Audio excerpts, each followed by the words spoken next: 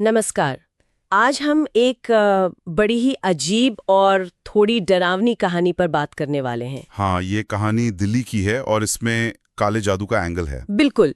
ये जानकारी हमें एक YouTube वीडियो ट्रांसक्रिप्ट से मिली है। इसमें एक व्यक्ति अपने हॉस्टल के दोस्त नीरज के साथ जो हुआ वो बता रहा है। कहानी की शुरुआत तो काफी आम है। मतलब एक परिवार है, हिमाचल से दिल्ली आता है। हाँ, और काफी मेहनत करते हैं। पिता पहले सुपरवाइजर थे, फिर खुद की सैनिटरी पैड फैक्ट्री खोल ली। सही, मतलब आर्थिक रूप से काफी तरक्की की, लेकिन फिर चीजें बदलने लगती हैं अजीब तरह से। हाँ, और यही शायद पहली गौर करने वाली बात है। ये जो आर्थिक तरक्की हुई ना, सूत्र के हिसाब से ये शायद आस पड़ोस में कुछ लोगों को खटकने लगी। जलन कह सकते हैं। अच्छा। खासकर पिता के एक दोस्त और उनके बेटे सत्यम को। ये बात आगे की घटनाओं के लिए जरूरी है, एक तरह से बैकग्राउंड सेट करती है। हाँ, ये तो है।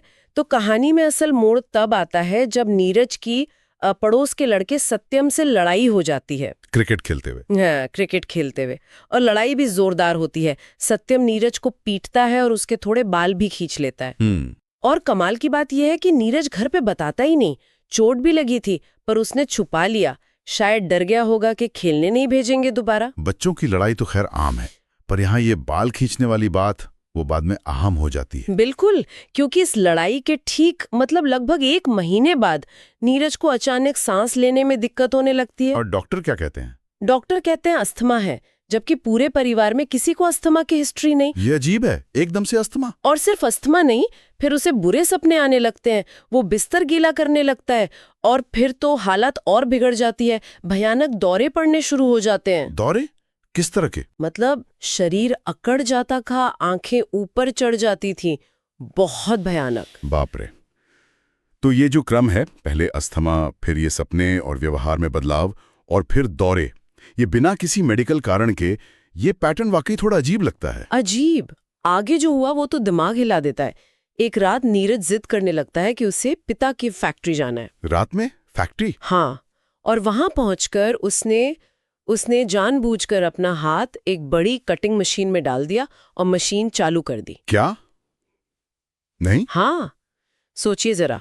उसके पिता वहीं थे, वो घबरा गए और ऑफ बटन की जगह रिवर्स बटन दबा दिया। ओह, अच्छा हुआ। हाँ, हाथ कटने से तो बच गया, पर वो पीछे उछलकर कीलों पर जा गिरा। दाहिना हाथ मतलब करीब 90% कट चुका था। हे भगवान।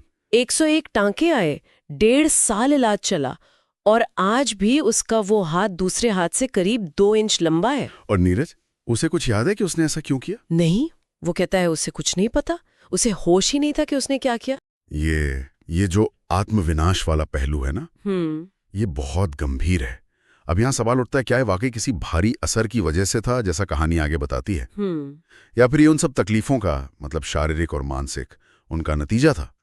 क्योंकि देखिए, मनोवैज्ञानिक तौर पे भी ऐसे एक्सट्रीम केसेस होते हैं, पर हाँ, कहानी का इशारा तो दूसरी तरफ है। और वो इशारा पक्का तब हो गया जब दिवाली की सफाई चल रही थी। नीरज की माँ को उसके गद्दे के नीचे लाल कपड़े में बंधी हुई राख मिली। राख? गद्दे के नीचे? हाँ, अब तो परिवार को कोई शक नहीं रहा। उन्हें लगा ये पक्का काला जादू है। तो ये राख मिलना एक तरह से टर्निंग पॉइंट था। इसने उनके शक को यकीन में बदल दिया। बिल्कुल। फिर उन्होंने असम में गुवाहाटी में किसी सिद्ध बाबा से कांटेक्ट किया। कहते हैं वो जगह काले जादू के लिए जानी जाती है। अच्छा। बाबा कोई 9 महीने बाद आए, घर देखा, उल्लू का जिक्र किया उन्होंने। फिर अगले दिन हवन हुआ, और कहते हैं कि हवन के दौरान बाबा ने नीरज की हथेली पर कच्ची हल्दी रखी और मंत्र पढ़ते पढ़ते वो हल्दी खून जैसी लाल हो गई। ये अनुष्ठान और हल्दी का रंग बदलना, ये चीजें कहानी के अलौकिक दावे तो और पुख्ता करती हैं। दिखाता है कि कैसे लोग मुश्किल में अपनी मान्यताओं में जवाब ढूंढते हैं। हाँ, और फिर बाबा ने खुलासा किया। उन्होंने कहा कि ये सब सत्यम के पिता ने करवाया है, जो तांत्रिक थे। अच्छा, सत्यम के पिता? हाँ, उन्होंने लड़ाई में खींचे गए नीरज के बालों का इस्तेमाल किया था। वजह वही, परिवार की तरक्की से जलन, उन्हें बर्बाद करने की नीयत। तो मकसद साफ था, ईर्ष्या। और वो राख, वो भी सत्यम ने ही रखी थी, जब वो नीरज का हालचाल पूछने के बहाने घर आया था। परिवार को उसी दौरान बिजनेस में भी काफी नुकसान हुआ था। तो ये पूरी तस्वीर बनती है, झगड़ा, जलन, फिर कथित तौर पर ये काला जादू। उल्लू का जिक्र भी ध्यान देने वाला है, क्योंकि तंत्र मंत्र में उल्लू को काफी शक्तिशाली मानते हैं कुछ लोग। बाबा की पूजा वगैरह के बाद परिवार ने नीरज को हॉस्टल भेज दिया, उस माहौल से दूर। और सत्यम के पिता का क्या हुआ?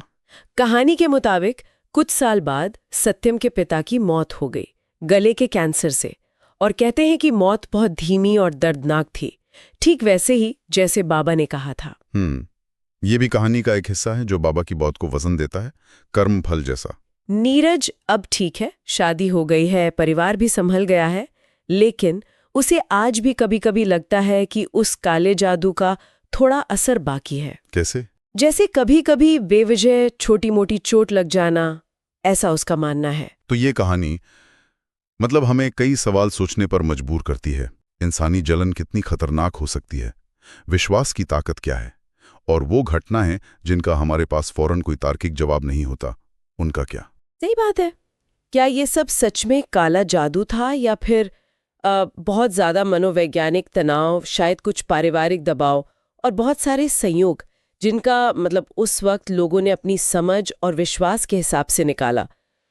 सोचने वाली बात है। हाँ, ये विश्वास, डर और नासमझ आने वाली घटनाओं का एक बहुत उलझा हुआ मामला है। बिल्कुल। और शायद एक आखिरी बात सोचने के लिए छोड़ जाते हैं, जब तर्क काम करना बंद कर देता है या हमें ऐसा लगता है, तो हम कितनी आसानी से अलौकिक या अज्ञात में जवाब ढूंढने लगते हैं, और फिर उन विश्वासों का हमारी असल जिंदगी पर क्या असर पड़ता है।